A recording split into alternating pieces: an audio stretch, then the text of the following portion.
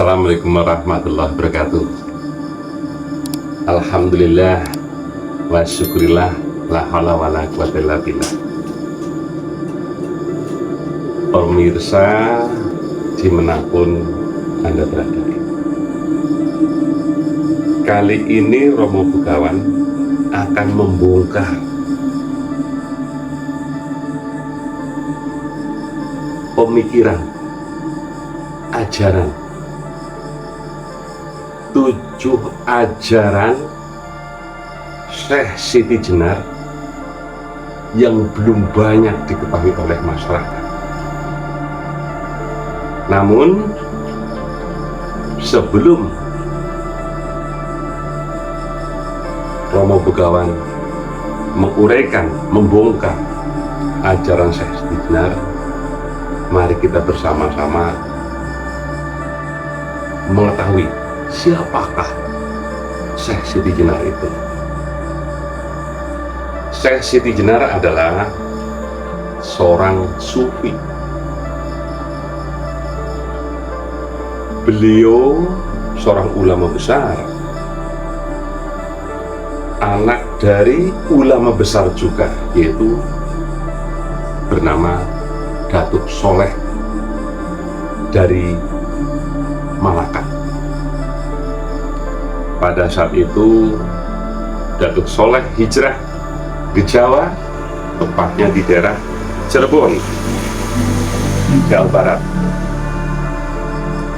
sekitar tahun 829 Hijriah atau bertepatan dengan sekitar tahun 1426 Masehi, alias sekitar abad ke-15. Versi yang lain ada yang mengatakan bahwa Syekh Siti Jenar lahir di Malaka, tapi pendapat lain ada yang mengatakan bahwasanya Syekh Siti Jenar lahir di daerah Cirebon. Syekh Siti Jenar itu mempunyai nama yang banyak. Ada nama Siti Brit, ada nama Syekh Lemah Abang, ada nama Abdul Jalil, dan juga ada nama Syekh Siti Jenar itu sendiri. Nama Syekh Lemah Abang dahulunya bahwa Syekh Siti Jenar itu pernah tinggal di Dusun Lemah Abang, Kecamatan Keling, Kabupaten Jepara. Oleh karenanya dijuluki Syekh Lemah Abang. Syekh Siti Jenar itu sendiri artinya dalam bahasa Jawa, Siti berarti tanah, Jenar berarti kuning, kuning yang kemerah-merahan. Jadi Siti Jenar artinya tanah yang berwarna kuning kemerahan. Itu nama lain daripada Syekh Siti Jenar. Namun Syekh Siti Jenar itu pada saat lahir, nama kecilnya adalah Sayyid Hasan Ali Al-Husain. Itu nama kecil, nama kecil daripada Syekh Siti Jenar. Dan pada saat dewasa diberikan nama Syekh Abdul Jalil. Ajaran yang begitu menonjol adalah ajaran Manunggaling Kawula Gusti. Nanti Romo Begawan akan membedah ajaran-ajarannya. Yang pertama, ajaran Syekh Siti Jenar ya, adalah pemikiran tentang Tuhan, pemikiran tentang Allah Subhanahu wa Ta'ala. Oleh Syekh Siti Jenar, tentang Tuhan berkaitan dengan konsep manunggaling kawula Gusti. Tataran ini sudah sampai kepada makrifat. Padahal menurut para wali songo, untuk mendapatkan tataran makrifat harus melalui tataran sebelumnya, yaitu hakikat, tarekat, dan syariat. Alias tataran pertama adalah syariat, naik menjadi hakikat, naik menjadi syariat, tarekat, hakikat, dan baru kepada ma'rifat. Itu yang dahulu ditentang oleh Wali Songo, karena menurutnya tataran hakikat dan ma'rifat itu harus sudah menjalankan tataran syariat dan tarekat. Tapi oleh Syekh Siti Jenar berpendapat bahwa manusia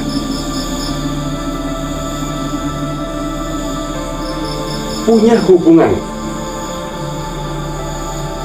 dengan Tuhan, dengan Allah Subhanahu wa Ta'ala, sebagai bentuk manifestasi. Manusia itu merupakan manifestasinya Tuhan. Maka itulah yang dilakukan oleh Syekh Siti Jenar. Jadi ajaran pertama adalah hubungan pemikiran tentang Tuhan, yaitu manunggaling kawula Gusti, yang pertama. Sedangkan yang kedua adalah pemikiran tentang manusia itu sendiri. Menurut Syekh Siti Jenar, setiap manusia memiliki fitrah, keagungan, dan kemuliaan yang disebut sebagai adi manusia. Konsep ini menjelaskan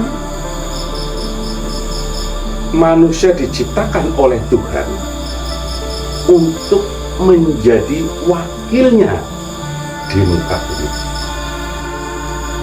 alias manusia sebagai wakil Allah Subhanahu wa Ta'ala di muka bumi. Ini ajaran yang kedua. Sedangkan ajaran yang kedua atau pemikiran yang ketiga, tadi yang kedua, sekarang yang ketiga, ajaran tentang jiwa atau pemikiran tentang jiwa.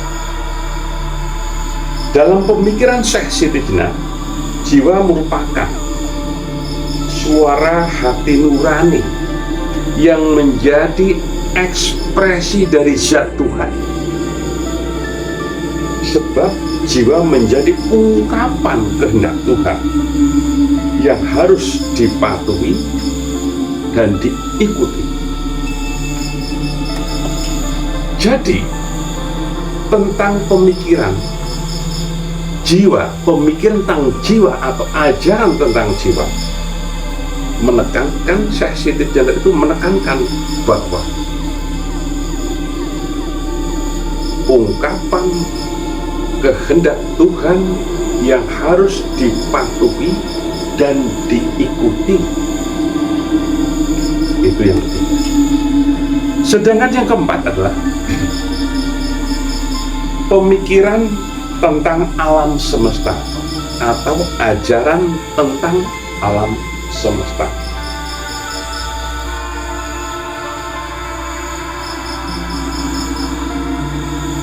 Syekh Siti Jenar memandang alam sebagai makrokosmos atau jagat besar yang setara dengan mikrokosmos manusia atau jagat kecil. Menurutnya, manusia dan alam semesta tidaklah kekal. Semua itu sifatnya sementara. Maka dari itu, karena sifatnya sementara, maka Syekh Siti Jenar menekankan kepada ma'rifat,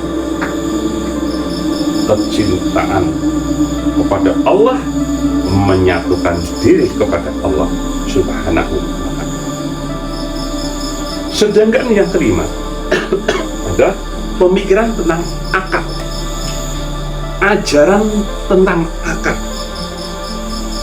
Menurut Syekh Siti Jenar, akal itu bekerja dengan intuisi yang mempengaruhi tata aturan formal syariat.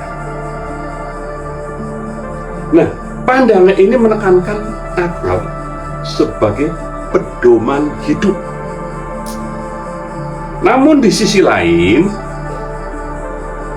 ia juga merujuk pada kehendak angan-angan yang menurutnya tidak dapat dipercaya kebenarannya.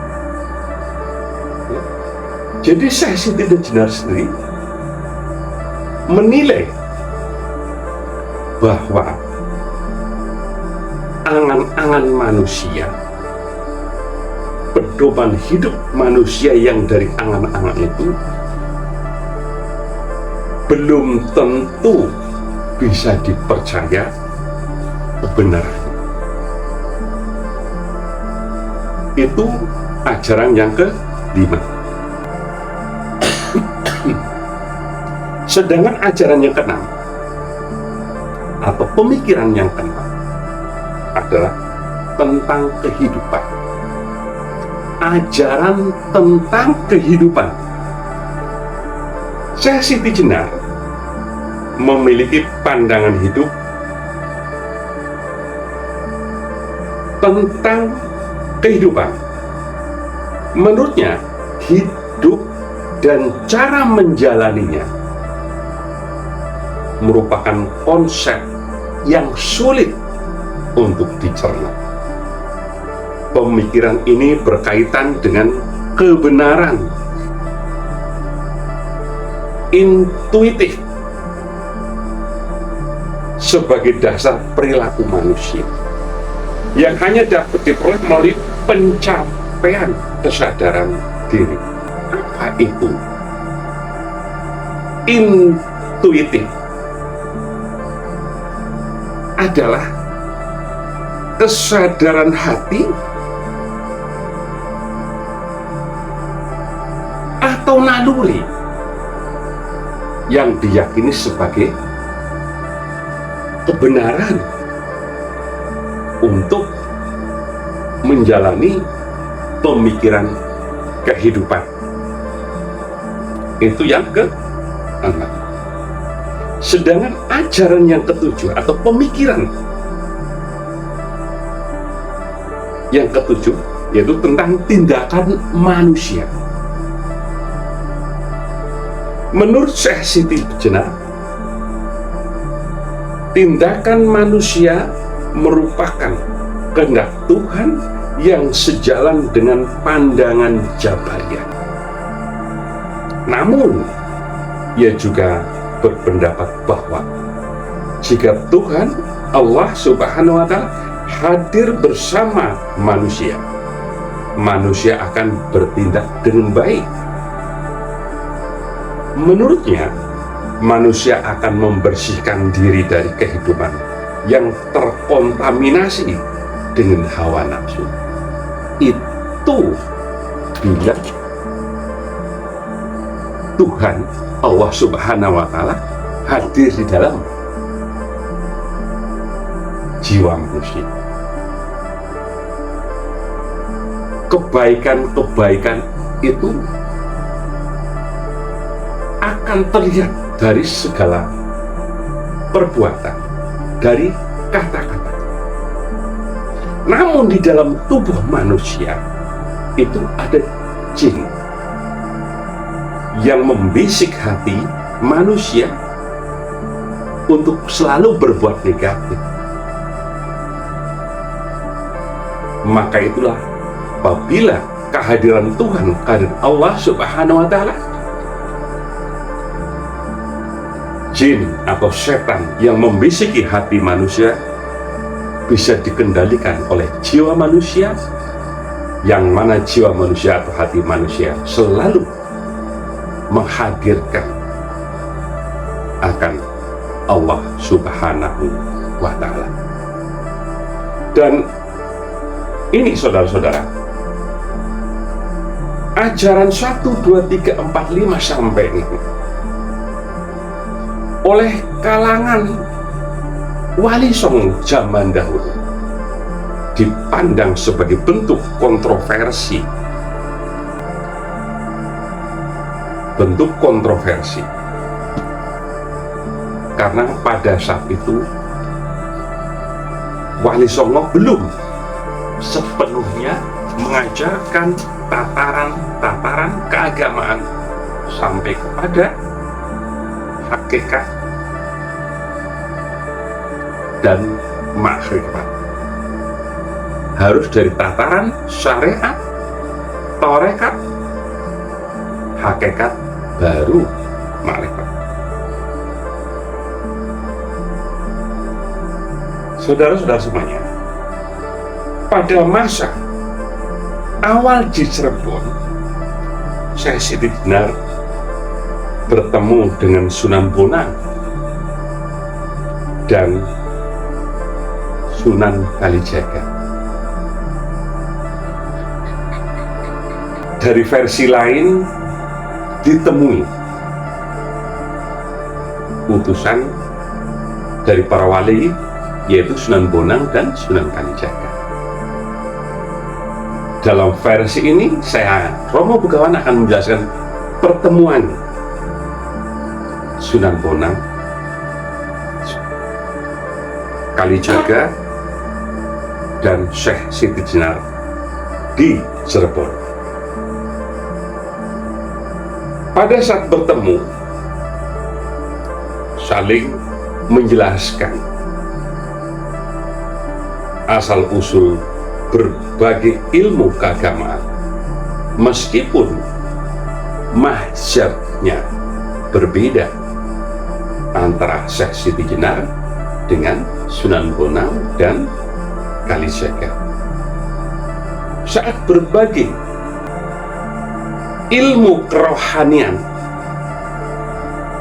menyampaikan ilmunya tentang kerohanian kepada wali, para wali tadi, Syekh Siti Jenar sempat dicurigai sebagai pemilik ilmu sihir.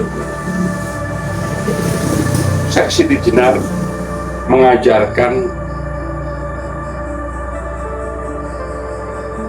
ilmu ma'rifat dan hakikat dalam bentuk sufisme wujudiyah. Jadi langsung ajaran Syekh Siti Jenar itu dari ilmu ma'rifat dan hakikat. Bagi Wali Songo, hal itu dianggap sangat membahayakan. Dianggap sangat membahayakan karena Wali Songo itu berpendapat ilmu kesempurnaan itu tidak patut diajarkan secara umum karena masyarakat akan salah paham pendapatnya. Jadi menurut Wali Songo, kesempurnaan adalah ilmu khas, yakni ilmu tua, berupa ilmu rahasia untuk kalangan tertentu, yaitu kalangan awam. Sementara bagi Syekh Siti Jenar beranggapan bahwa semua orang dari golongan manapun berhak memperoleh pengajaran ilmu yang sama. Nah, disinilah perbedaan-perbedaan yang menjadi bentuk kontroversi antara ajaran Syekh Siti Jenar dengan para wali pada saat itu. Hal itu menjadi awal perbedaan prinsip antara Syekh Siti Jenar dan para wali songo. Saudara-saudara yang budiman, Romo Begawan melanjutkan bahwa dalam sebuah pertemuan yang digelar di Istana Argapura Gresik, ya, Syekh Siti Jenar mengemukakan, kalau tadi di Cirebon ya, sekarang di Gresik. Di sana Syekh Siti Jenar mempresentasikan, menjelaskan pendapatnya tentang ketuhanan, tentang tauhid. Menurutnya, beribadah kepada Allah Subhanahu wa Ta'ala pada dasarnya sama dengan Allah menurut Syekh Siti Jenar. Ia juga menambahkan bahwa hamba yang memiliki kuasa dan menghukum juga hamba. Pendapat Syekh Siti Jenar ini kemudian ditentang oleh sejumlah wali dan tokoh Islam yang hadir pada saat itu. Mereka menganggap bahwa Syekh Siti Jenar telah menyamakan dirinya dengan Tuhan. Meski demikian, Syekh Siti Jenar tetap pada pendiriannya hingga ia dijatuhi hukuman mati. Demikian informasi sosok Syekh Siti Jenar yang dianggap pemikirannya kontroversi. Semoga apa yang Romo Begawan sampaikan ada manfaatnya. Jadi kesimpulannya, Syekh Siti Jenar merupakan seorang sufi yang selalu mendekatkan diri kepada Tuhan Yang Maha Esa, pada Allah Subhanahu wa Ta'ala, dan berusaha menyebarkan ajaran agama, yaitu agama Islam. Namun cara penyebarannya yang berbeda dengan para wali songo pada saat itu. Demikian Lur, insya Allah kita lanjutkan tentang Syekh Siti Jenar dan murid-muridnya, insya Allah dalam kesempatan yang lain. Apabila ada kurang dan lebihnya, Romo Begawan minta maaf yang sebesar-besarnya. Wabillahi taufik wal hidayah. Assalamualaikum warahmatullahi wabarakatuh.